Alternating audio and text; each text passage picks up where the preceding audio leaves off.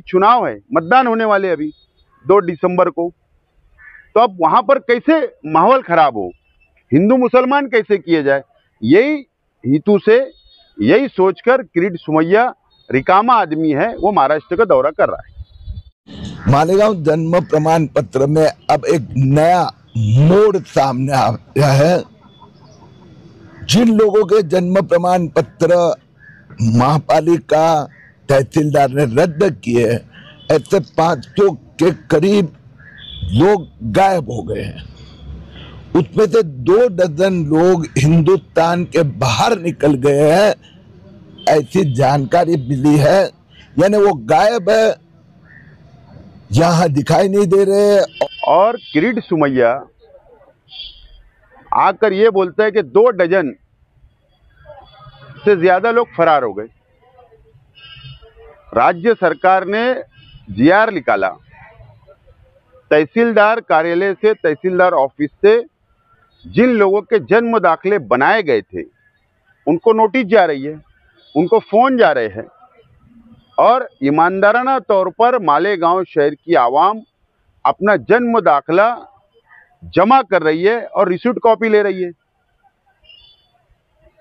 अब ये तो ऐसा नहीं चलेगा कि बस आपके टाइम लिमिट पे, टाइम लिमिट बढ़ा कर दो। कोई बाहर गांव होगा, कोई शादी में गया होगा, कोई उसका बिजनेस होगा, तो वो आएगा, दे देगा। और कहीं मिल नहीं रहे। अब ये कौन है? ये स्लीपर सेल है, आतंकवाद से संबंधित है, या बांग्लादेशी रोहिंग्या? आज 2 घंटे में इस संबंध में यहाँ पर गुनाह FIR दाखिल हो जाएगा। तो अभी तक जो ये 500 लोगों का जो इन्वेस्टिगेशन चल रहा था, इसमें से 2 डजन लोग इस प्रकार के कि जिनका कोई कागज या एप्लीकेशन में नहीं है, जन्म प्रमाण पत्र दे दिया, लेके गए, लेकिन उस नाम का, उसका फोटो, आधार कार्ड, पता कुछ भी नहीं है। और उसमें से कुछ लोगों के पासपोर्ट भी निकले हैं। इसीलिए ये स्लीपर सेल भी हो सकते हैं, ये बाहर से आए हुए भी हो सकते हैं, या आतंकवाद से संबंधित लोग भी हो सकते हैं।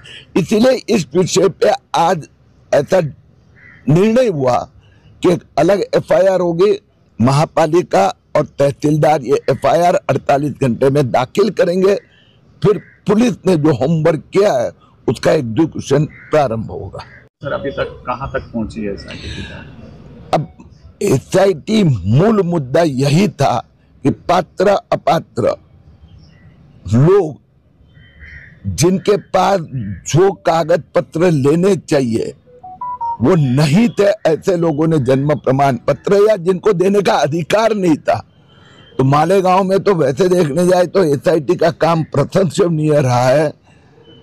3273 प्रमाण पत्र सिर्फ रद्द हुए, ऐसे नहीं, चुनाव आयोग को भी ये यादी दी गई है। आधार कार्ड ने भी इनके आधार कार्ड रद्द करने की प्रक्रिया प्रारंभ कर चुके हैं।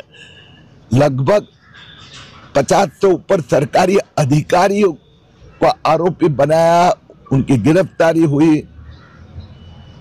अब ये उसका ही अगला कदम है कि इसमें से कोई आतंकवादी है क्या, कोई स्लीपर सेल है क्या, अभी उसकी जांच शुरू होगी। ये बांग्लादेशी रोहिंग्या से शुरू हुआ था मामला और अभी आतंकवादियों पे आके रुक गया। अब ये जांच करना पड़ेगा कि 2 डजन सर्टिफिकेट ऐसे गए हैं कि जिसमें कोई कागज ही नहीं है, तहसीलदार ने ऐसे ही आदेश दे दिए है।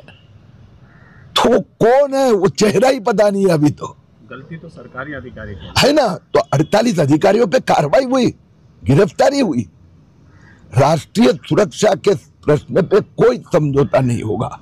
दूसरी बात, जिनके रद्द हुए हैं उनके पास जन्म प्रमाण तो है नहीं, यहाँ जन्म हुआ उसका भी कागज नहीं है, उनके परिवार में से किसी एक का भी जन्म हुआ उसका भी प्रमाण पत्र नहीं है, तो है कहाँ के? तो बाद में जांच होगी महापालिका। सर, अभी आप नंदुरबार जा रहे हैं, वहां से एक जगह आप जाने वाले। हमें एक शंका है कि जैसा अल फलाह यूनिवर्सिटी, ऐसी जो अक्कल कुआ में जामिया इस्लामिया, ये जो जहां पर एक आदिवासी क्षेत्र में 15,000 लोग, उसमें से खाली 100-200 आदिवासी है, बाकी सब इसमें से लगभग 14,000 पश्चिम बंगाल, उत्तर प्रदेश, झारखंड या बांग्लादेश के बॉर्डर का देकर आए हुए मदरसा में पढ़ने वाले 14,000 लोग हैं। इसमें यह भी ध्यान में आया कि वहां पर उन्होंने मेडिकल कॉलेज, इंजीनियरिंग कॉलेज यह सब भी बनाया है। उसमें फर्जी सब कागज पत्र मिले हैं। 1,000 करोड़ का फॉरेन डोनेशन, उसमें काफी बड़ा घोटाला सामने आया है। उसका FCRA लाइसेंस रद्द हुआ है। उसी संस्था की 2 और संस्था जालना में है। तो आज मैं नंदुरबार और अक्कलकुआ जाऊंगा और कल दिल्ली इसी विषय के लिए जाऊंगा। चलो, ऐसा है कि SIT किरीट सोमैया की डिमांड पर बनाई गई है। SIT ने अपना काम मुकम्मल कर दिया, रिपोर्ट सरकार को सौंप दी है। अब सरकार की जिम्मेदारी है कि वो सामने लाई जाए, और इसलिए सरकार उसको दबा रही है, सामने नहीं ला रही है, क्योंकि सच सामने आ जाएगा, किरीट सोमैया का झूठ पकड़ा जाएगा, सरकार का झूठ पकड़ा जाएगा। इसके लिए SIT की रिपोर्ट को सामने नहीं लाया जा रहा है, डिक्लेयर नहीं किया जा रहा है, उसको दबाने की कोशिश की जा रही है। मेडिकल कॉलेज और इंजीनियरिंग कॉलेज की तो जिस तरह से अल्फला यूनिवर्सिटी में अभी दिल्ली के लोग पकड़े गए थे, उसी तरह से वहाँ की जांच भी होनी चाहिए, और बहुत से इल्जाम उन्होंने लगाए, और अभी उसी तरफ वो नंदुरबार की तरफ अभी निकल पड़े। नंदुरबार डिस्ट्रिक्ट में जो अक्कलकुआ है शहर, वहाँ पर जो मदरसा है, मेडिकल कॉलेज है, वो हिंदुस्तान की तारीखी मुकाम है, तारीखी मदरसा है, कॉलेज है। और वहाँ पर मैं खुद जाकर आया हूँ। उस मदरसे के अंदर मैंने देखा वहाँ पर कि हमारी हिंदू बहनें भी वहाँ काम करती है, हिंदू भाई भी वहाँ काम करते हैं।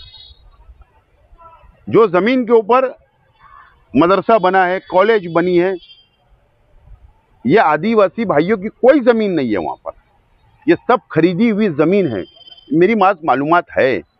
लेकिन अगर किसी मदरसे को टारगेट करना, मस्जिद को टारगेट करना, रोहिंग्या बांग्लादेशी का इल्ज़ाम लगाना, मैंने कहा ना कि अभी चुनाव है, मतदान होने वाले अभी 2 दिसंबर को, तो अब वहाँ पर कैसे माहौल खराब हो, हिंदू मुसलमान कैसे किए जाए, यही हेतु से, यही सोचकर किरीट सोमैया रिकामा आदमी है, वो महाराष्ट्र का दौरा कर रहा है। और किरीट सोमैया आकर ये बोलता है कि 2 डजन से ज्यादा लोग फरार हो गए। राज्य सरकार ने GR निकाला, तहसीलदार कार्यालय से, तहसीलदार ऑफिस से जिन लोगों के जन्म दाखिले बनाए गए थे उनको नोटिस जा रही है, उनको फोन जा रहे हैं, और ईमानदाराना तौर पर मालेगांव शहर की आवाम अपना जन्म दाखिला जमा कर रही है और रिसीट कॉपी ले रही है। अब ये तो ऐसा नहीं चलेगा कि बस आपके टाइम लिमिट पे, टाइम लिमिट बढ़ा कर दो। कोई बाहर गांव होगा, कोई शादी में गया होगा, कोई उसका बिजनेस होगा, तो वो आएगा, दे देगा। और माइनॉरिटी डिफेंस कमेटी ने तो ऐलान किया है, हम मदद भी कर रहे हैं, आवाम की मदद कर रहे हैं। हमारे कार्यकर्ता, हमारे जिम्मेदार जाकर तहसीलदार ऑफिस के अंदर हम लोग तो जमा करा रहे हैं, इनवर्ट कॉपी ले रहे हैं। तो आप अगर बोलेंगे 7 दिन में कंप्लीट करो प्रोसीजर, 15 दिन में प्रोसीजर कंप्लीट करें, तो ऐसा नहीं होगा ना। पहले बांग्लादेशी रोहिंग्या यहाँ पर मिले नहीं, चार्जशीट है। SIT की रिपोर्ट अगर मंजर पर आ जाए, सामने आ जाए, उसमें भी यही बात आएगी, हमको विश्वास है। तो सिर्फ वो इल्ज़ाम लगाना और परेशान करने का काम किया जा रहा है। अमीन सिंह जब वो आए थे तो उन्हें 946 लोग को फरार घोषित किया जाए। अब 946 में से आपको बोल रहे 2 दर्जन लोग करीब फरार बताए। मैं कहा ना कि वो आदमी को कुछ काम नहीं है, बस एक कुछ न कुछ बहाना लेके गांव में आना है और वातावरण खराब करना है, लैंड ऑर्डर खराब करने की कोशिश करता है।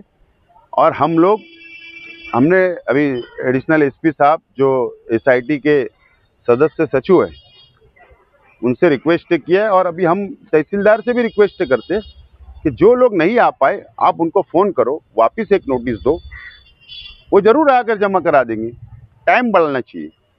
बाकी फिर तो माइनॉरिटी डिफेंस कमेटी हर तरीके की लड़ाई लड़ने के लिए किरीट सोमैया सरकार जुल्म कर रही है, नाइंसाफ़ी कर रही है, उसके खिलाफ हम तो मैदान में है ही। हाईकोर्ट भी हम पहुंच गए जमानत के लिए और ये लड़ाई लड़ते रहेंगे। किरीट सोमैया साहब आज के मालेगांव शहर में कई आरोप रखे गए। इससे पहले का ये कहना है कि भाई यहाँ पर अभी जो जन्म दाखिले नहीं मिले, आखिरी के जो लोग हैं जो नहीं मिल रहे, वो लोग मुल्क से बाहर चले गए और 48 घंटे में उनके खिलाफ में गुनाह दाखिल होना चाहिए। क्या ये आतंकवादी भी हो सकते हैं? ये किरीट सोमैया जो व्यक्ति है वो रिकामा आदमी है, काम धंधे कुछ है नहीं।